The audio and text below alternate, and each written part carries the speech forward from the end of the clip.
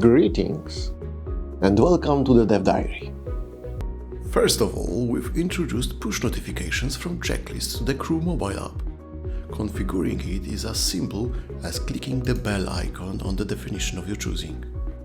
We are changing the look of hotel reservation on crew timeline. You can now see a small icon of the hotel on each day of the reservation.